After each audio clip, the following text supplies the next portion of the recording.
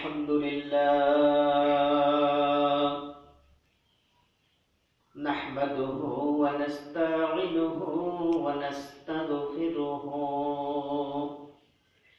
ونعوذ بالله من شرور أنفسنا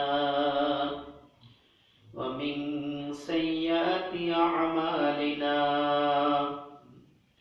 من يهده الله فلا مضل له ومن يضلله فلا هادي له وأشهد أن لا إله إلا الله وحده لا شريك له وأشهد أن محمدا عبده ورسوله أرسله بالحق بشيرا ونذيرا فقد قال الله تعالى في كلامه المجيد والفرقانه الحميد এজন্য পাওয়া যায় যে জীবন যে কতটা কঠিন। জীবনকে যদি কেউ বুঝতে চায় তাহলে সে যেন বারে বারে বেশি বেশি করে হাসপাতালে আগমন করে, হাসপাতালে যেন বেশি বেশি করে যায়। তাহলে সে বুঝতে পারবে যারা হাসপাতালে বেডে শুয়ে আছে তারা একমাত্র আল্লাহ তাআলার কাছে ফরিয়াদ করে, আল্লাহ তাআলার কাছে দোয়া করে, আয় আল্লাহ আমি আর কিচ্ছু চাই না, আমি শুধু সুস্থ হতে চাই, আপনি আমাকে সুস্থতা দান করুন। এইভাবে আত্মনাদ করতেই থাকে। শুধু তাই নয়, আমরা যে কত সুখী যদি জানতে চাই তাহলে একটু যারা আজকে জেলখানার মধ্যে রয়েছে, কারাগারের মধ্যে রয়েছে, তারা আল্লাহ তাআলার কাছে একটাই ফরিয়াদ করে, আল্লাহ আমি আর কিচ্ছু চাই না, আমি শুধু স্বাধীন হতে চাই, আমি এই কারাগার থেকে মুক্ত হতে চাই, এই চারটার মধ্যে মাঝে বন্দী হয়ে থাকতে চাই না। তার চেয়েও যদি আরো বুঝতে চান, রাসূল পাক সাল্লাল্লাহু আলাইহি ওয়াসাল্লাম বলেছেন, তোমরা বেশি বেশি করে কবরস্থানে যাও, কবরস্থানের কাছে গিয়ে দাঁড়িয়ে থাকো, দেখো ওই যে লোকটাকে আমরা কবরস্থানে রেখে আসলাম, সেই লোকটা কত অসহায়, আর কখনো আমাদের সামনে ফিরে আসবে না। কিন্তু আমরা আজকে এত সুখী হওয়ার পরেও, এত শান্তিতে থাকার পরেও আল্লাহ তাআলার ইবাদতের দিকে ছুটে আসতেছি না। অথচ আল্লাহ তাআলাই বললেন, ওয়ামা খালাকতুল জিন্না ওয়াল ইনসা ইল্লা লিয়াবুদুন, আমি মানুষ আর জিন জাতিকে সৃষ্টি করেছি আমার দাসত্ব করার জন্য, আমার ইবাদত করার জন্য, আমার হুকুম আহকামগুলো পালন করার জন্য আমি মানুষ এবং জিন জাতিকে সৃষ্টি করেছি, অন্য কোনো উদ্দেশ্য নয়। প্রত্যেকটা কাজ যদি আল্লাহ তাআলার হুকুমে হয়, রাসূলের তরিকা অনুযায়ী হয়, আল্লাহ সুবহানাহু ওয়া তাআলা প্রত্যেকটা কাজ ইবাদত হিসেবে পরিগণিত করবেন। বলেন সুবহানাল্লাহ। আল্লাহ তাআলা বলছেন যে আমি মানুষকে সৃষ্টি করলাম ইবাদত করার জন্য, একমাত্র আমার হুকুম পালন করবে, আমার ইবাদত বন্দেগী করবে। কিন্তু আযান কতক্ষণ আগে হয়ে গেল, আমি মসজিদে আসতে পারলাম না, এই দিনটার জন্য আফসোস হবে। আল্লাহ তাআলার কাছে আমরা দুনিয়া থেকে বিদায় হওয়ার পরে আল্লাহ তাআলা যখন হিসাব নেবে, হিসাব দিতে পারবো না, তখন আমরা আল্লাহ তাআলার কাছে কান্নাকাটি করে বলবো, আয় আল্লাহ অনেক ভুল করে ফেলেছি, মসজিদে আযান হইতো কিন্তু আমি মসজিদে যাইতাম না, আপনি শুধু আরেকবার আমাকে দুনিয়াতে পাঠিয়ে দিন, আমি দুনিয়াতে যাওয়ার পরে একমাত্র আপনার গোলামি করব, আপনার ইবাদত করব, আপনার দাসত্ব করব। কিন্তু এটা কি সম্ভব? এটা কখনোই সম্ভব নয়। আজ থেকে শত শত বছর পূর্বে যারা দুনিয়া থেকে চলে গেছে কেউ কখনো ফিরে আসেনি, অসম্ভব। যেমনি একটা গাভীর থেকে যদি আপনারা দুধ দহন করেন, গাভীর থেকে দুধ নিয়ে নেন, এই দুধটা যেমন আবার গাভীর ভিতরে প্রবেশ করানো অসম্ভব, ঠিক তদ্রূপ একবার চলে গেলে ওই আখিরা ওই কবর থেকে কেউ আর দুনিয়াতে ফিরে আসবে না, এটা অসম্ভব। যেহেতু আল্লাহ তাআলা বললেন ওয়ামা খালাকতুল জিন্না ওয়াল ইনসা ইল্লা লিয়াবুদুন, আমি মানুষ ও জিনকে এজন্যই সৃষ্টি করেছি যে তারা আমার ইবাদত করবে। হ্যাঁ, প্রত্যেকটি কাজই ইবাদত হিসেবে গণ্য হবে যদি সেটা 5 নিয়মে হয়। 5টা জিনিস লক্ষ্য রাখতে হবে, তাহলে প্রত্যেকটি কাজে পরিগণিত হবে আল্লাহ তাআলার ইবাদত হিসেবে। বলেন সুবহানাল্লাহ। 1 নম্বর যেটা আকীদা, আমাদের মাঝে আকীদা ঈমানই আজকে আমরা ঈমান নাই আমাদের মাঝে। আমরা এখনো বলি, অনেকে আছে এরকম, কবরে যে আযাব হবে এটি কেমন করে সম্ভব? মানুষ মারা যাবে, পোকার মাকড়ে সব হাড় খেয়ে ফেলবে, মাটি খাবে, কেমন করে আযাব হবে? এটা কি সম্ভব? এটাই বিশ্বাস করে না। অথচ দেখেন, এই যে একটা আপনার মোবাইল নাম্বার রয়েছে, আছে না মোবাইল নাম্বার? এই মোবাইল নাম্বারের যে সিমটা আছে, এই সিমটা যদি হাতুড়ি দিয়ে আপনি ডাঙায় ভাঙি গুঁড়া করে দেন, তারপর আপনার নাম্বারটা থাকবে কি থাকবে না? আবার আপনি গ্রামীণফোন সেন্টারে যাবেন বা বাংলালিংক, রবি, এয়ারটেল যাই বলেন না কেন যাবেন, আপনার নাম্বারটা বলবেন, আপনার আবার অটোমেটিক সিম চলে আসবে। তাহলে এইটা যদি সম্ভব যে আল্লাহ সুবহানাহু ওয়া তাআলা এই আসমান, জমিন, পাহাড়, পর্বত, নদী, নালা, খাল, বিল, বৃক্ষলতা এত কিছু সৃষ্টি করলেন, এই কত বড় আসমান খুঁটি ছাড়া তিনি ছাদ হিসেবে বানিয়ে দিলেন, সেই আল্লাহ তাআলা কবরে যাওয়ার পর আবার জীবিত করবেন কি করবেন না? বলেন। এই যে 1 নম্বর আকীদা আমাদের ঠিক নাই। যদি আকীদা ঠিক থাকতো তাহলে কখনো আমার নামাজ কাজা হইতো না। যদি আকীদা ঠিক থাকতো তাহলে আমি সবসময় হকের পথে থাকতাম, আমার দ্বারা সমাজে কোনো দুর্নীতি হতো না। আজকে এখনকার বড় বড় নেতা তো ধরতেছে আর দুর্নীতি মামলা লাগায়, কি ঠিক না?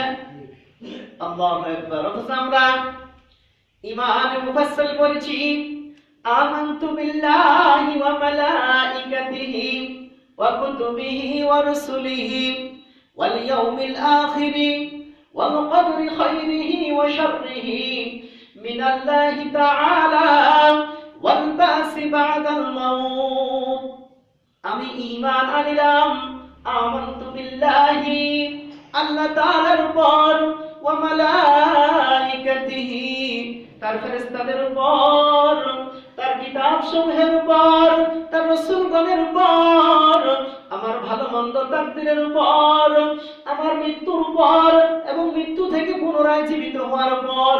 এই যে ঈমান নিয়ে আসলাম আল্লাহ তাআলার উপর, কিন্তু আল্লাহ তাআলার হুকুম কতটা আমরা পালন করতেছি, আল্লাহ তাআলার হুকুম মাফিক কতটা জীবন পরিচালিত করতেছি, আজকে আমরা ব্যর্থ হয়ে গেছি। আল্লাহ তাআলা যে বলেছেন আয়াতের মধ্যে, প্রত্যেকটি কাজ হতে হবে আমার হুকুমে, আমি তোমাদেরকে আমার হুকুম পালন করার জন্যই সৃষ্টি করেছি, কিন্তু আমাদের কাজগুলো তো আল্লাহ তাআলার হুকুম হয় না। 1 নাম্বার, আমরা পরিপূর্ণ ঈমানওয়ালা হতে পারতেছি না। আল্লাহ তাআলা আরো অন্যান্য জায়গায় বলেছেন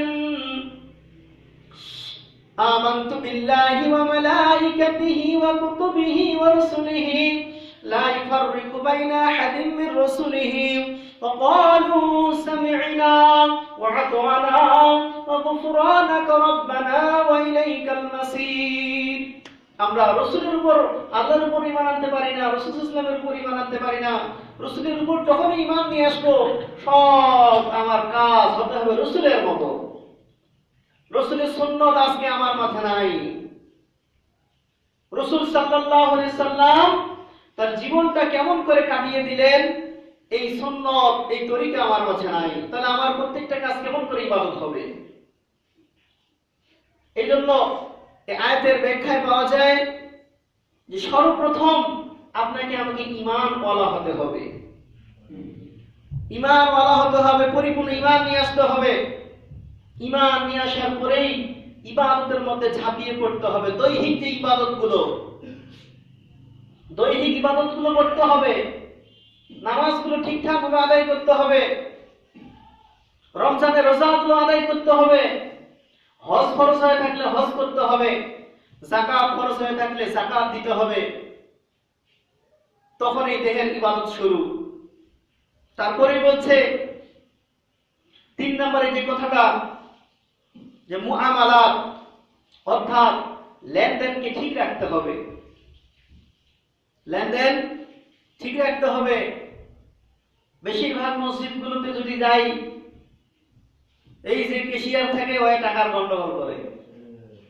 বেশিরভাগ মসজিদগুলোতে আমি তো ঘুরি আশেপাশে, বুঝতে পারি ইবাদত কেমন করে হবে।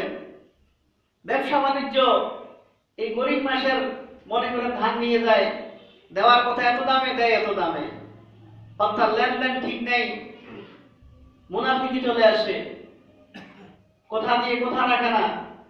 মুআমালাত যেটাকে বলা হয় লেনদেন, অর্থাৎ ক্রয় বিক্রয় থেকে শুরু করে যাবতীয় একজন আরেকজনের সঙ্গে এই লেনদেন যদি ঠিক না থাকে, তাহলে বলছে তার ইবাদত হবে না, তখন তার নাম চলে যাবে মুনাফিকের খাতায়।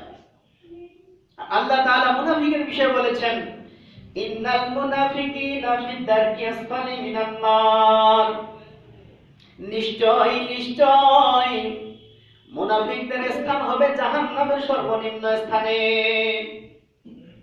মুনাফিকের স্থান কোথায়? জাহান্নামের সর্বনিম্ন স্থানে। তারপর বলছে মুআশারাত, অর্থাৎ একটা মুমিনের এই বিয়ে শাদীগুলো হতে হবে ইসলাম শরীয়ত মোতাবেক। আজকে এমন একটা প্রথা চালু হয়ে গেছে যে যদি আমার বাসায় কোনো অনুষ্ঠান হয়, ওই যে কি বক্স সাউন্ড এগুলা যে না আনা হয় তো বিয়েটা সহি হয় না। আছে না এরকম? হ্যাঁ, অথচ এটা তো হিন্দুদের প্রথা, তারা বাজনা করবে। বাজনা তো মুসলমানদের জন্য হারাম, বলছে শুয়োরের মাংস খাওয়া হারাম। এখন আপনার যদি শুয়োরের মাংস আনি দেয়, আপনি কি খাবেন নাকি? ওইটি একবারে শুনলেন বলা আছে গান বাজনা হারাম, অথচ এটা আপনি ভক্ষণ করতে আছেন, শুনতে আছেন। কেমন মুসলমান? তাহলে বিয়েটা কেমন করে সহি হবে? কেমন করে নেক সন্তান আসবে?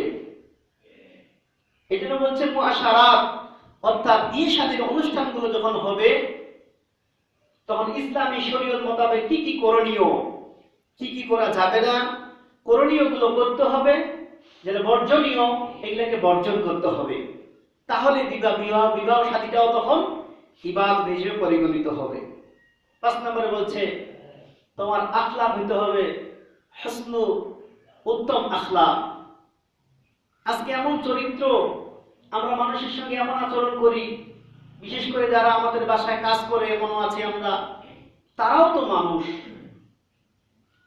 তার একটু টাকা পয়সা নাই বিধায় সে আজকে গরিব, সে অপচয় করে বিধায় গরিব।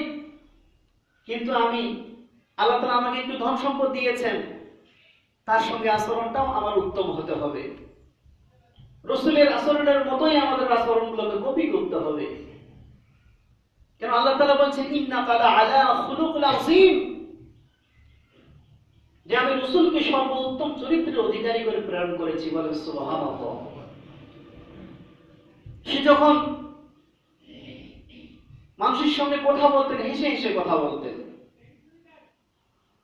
কিন্তু আমরা এমন ভাবে কথা বলি, অন্যের মনে কষ্ট পায়, আঘাত পায়, পায় না?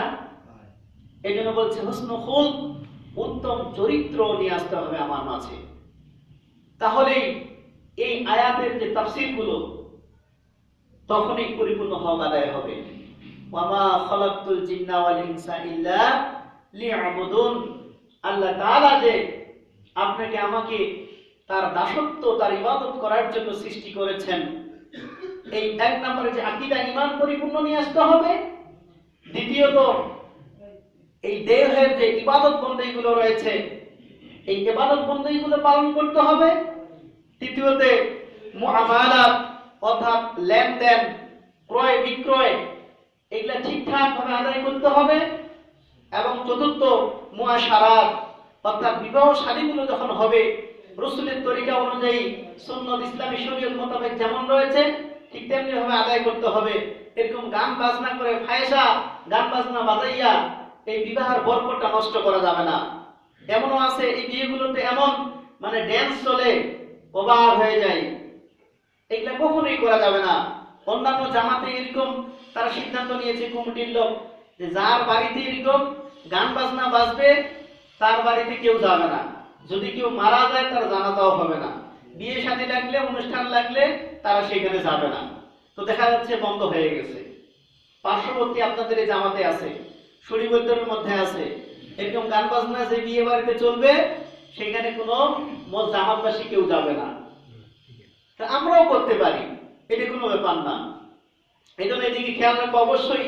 এবং হুসনুল খুলক, উত্তম চরিত্র যতটুকু সম্ভব, যে কাউকে কোনো ভিক্ষুক এসেছে না দিতে পারি একটু হাসি মুখে তাকে সালাম দিয়ে বিদায় করবো, যে আজকে তো নাই, আপনি অন্য এক সময় আসুন, তাহলে তার মনটা সান্ত্বনা পাবে, আপনার জন্য মন থেকে দোয়া করবে।